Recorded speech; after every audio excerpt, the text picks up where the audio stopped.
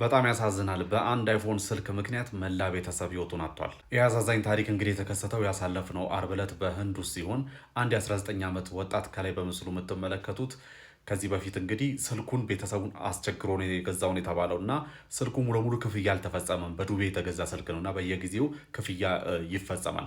ታዲያ እንግዲህ የዚህን ክፍያ አልከፈላችሁም በማለት ከቤት ይጣላና በአካባቢው ወደሚገኝ አንድ ትልቅ ኮረብታ ላይ ይወጣል ማለት ነው። ከዛም እንግዲህ ቤተሰቡ እናትና አባት ተከትለው ይመጣሉ። ከዛ የአካባቢ ሰው ይሰበሰባል። የእሳት አደጋ ሰራተኞች፣ ሌሎች የአደጋ ጊዜ ሰራተኞች ሁላ በዛ ስፍራ ይሰበሰባሉ። ለ3 ሰዓት ያስለምናቸዋል። በዚህ መሃል እንግዲህ በዛ ስፍራ ከተሰበሰቡ ሰዎች መካከል ኢቭን 15 ፕሮ እንገዛልሃለን ብለው ቃል የገቡለት ሁሉ ነበሩ። እዳውን እንከፍላለን ብሎ ኦፈር ያደረጉለት ነበሩ። ነገር ግን ልጁ ፍቃደኛ አልነበረም።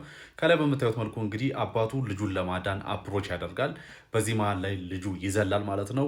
አባትም ልጁን ያስኩ ብሎ ከመያዙ አብሮ ተያይዘው ከክሊፍ ላይ ይወድቃሉ ማለት ነው። ታዲያ ልጇና ባሏ ፊቷ ላይ ያየች ሲፈጠፈጡ ያየች እናትም አብራቸው ትዘላለች ማለት ነው። የሶስቱም ህይወት በሚያሳዝን መልኩ በዚህ መልኩ ይቀጠፋል ማለት ነው።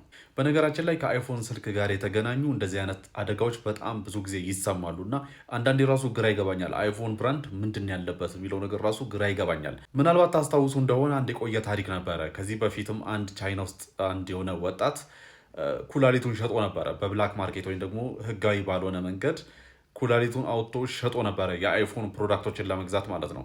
ታዲያ እንግዲህ ያ ወጣት በዚህ መልኩ ኩላሊቱን አውጥቶ ከሸጠ በኋላ በወቅቱ እንግዲህ ፌመስ የነበሩ አይፎን 4 እና እንዲሁም ደግሞ አይፓድ 2 ሁለቱንም ዲቫይሶች ነው የገዛው። የተረፈ ብርም ነበረው።